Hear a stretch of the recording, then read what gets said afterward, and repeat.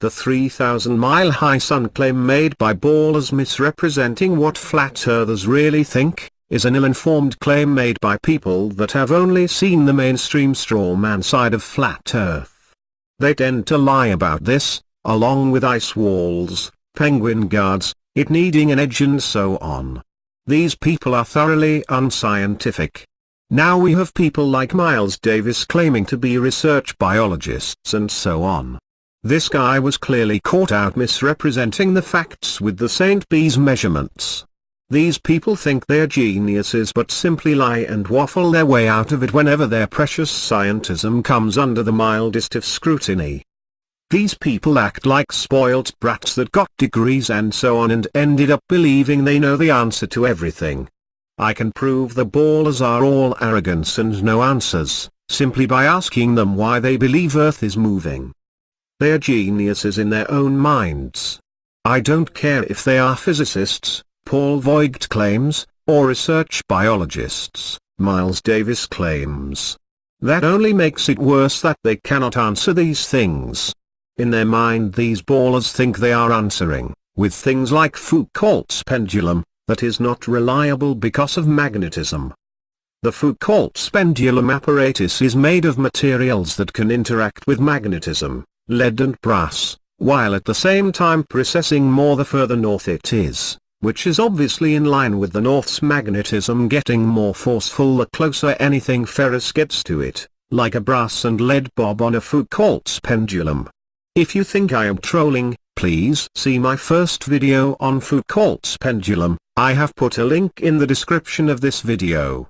The video I have linked to gives 3 reasons why using Foucault's pendulum to claim Earth is rotating is wrong, and it also includes edu links in the description of that video, proving that the Foucault's pendulum's materials are indeed able to be affected by magnetism. Any bob used on a pendulum is effectively momentarily weightless as it rises up, just before it falls again, therefore the magnetic effects, although extremely mild, suddenly do come into effect. This is true no matter how much it weighs, it is always going to go weightless at the top of its swing for a split second.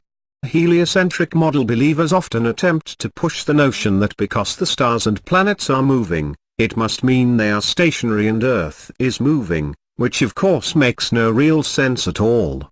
This claim about stars moving meaning Earth is moving is a common misconception and is an even worse so-called answer than trying the Foucault's pendulum answer, because that's not monitoring the land of the Earth for movement. So the stars moving proving Earth moves, is ruled out for that reason alone.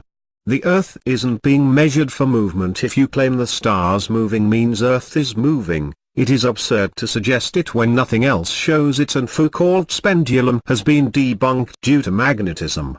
One fact about the heliocentric model is that it has speed changes at the surface of Earth, but these speed changes, which would be easily measurable if they were happening, are not there.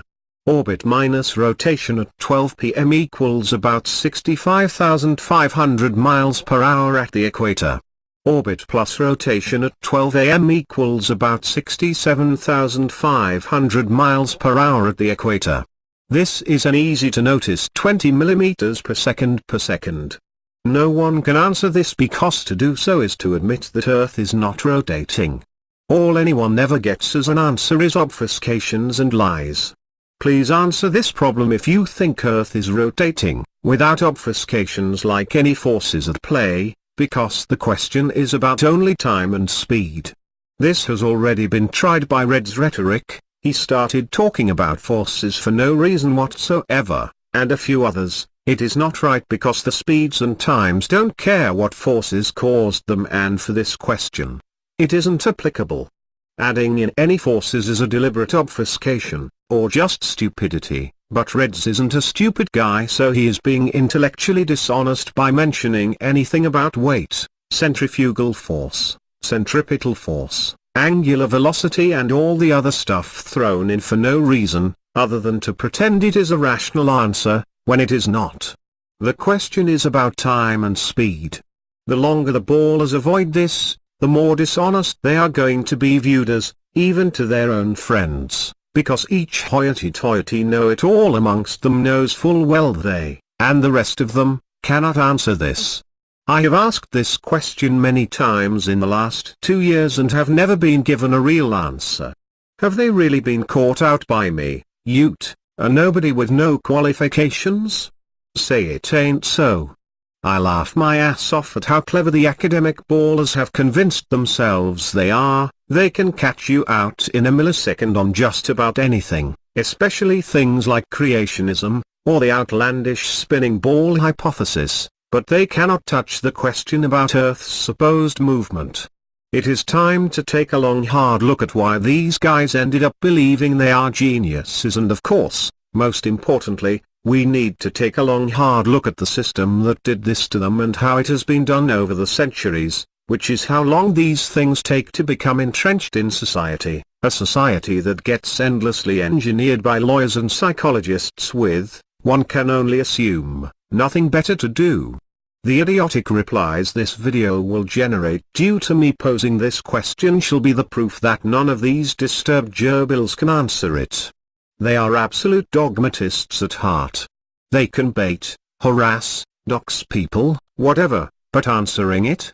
Hell no. My question about this expected 20 millimeters per second has never been addressed at all in 3 years of asking. The only answers are obfuscations and subjective opinions like it's there but you wouldn't feel that when yes you would feel 20 millimeters per second. It is like being pushed nearly 1 inch in 1 second.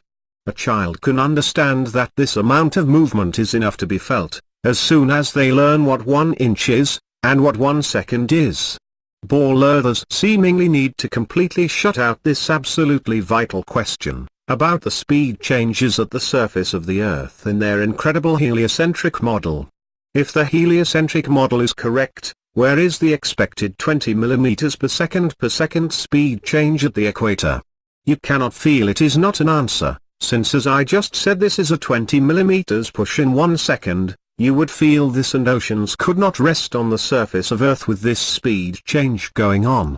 In reality there is no movement to the Earth, let alone this easily noticeable one, noticeable without having to use any instruments. Your own body would obviously be feeling it. Enjoy your stupid fantasy, ballers. I look forward to your absolutely retarded answers to my perfectly logical and extremely important question about your clearly broken model.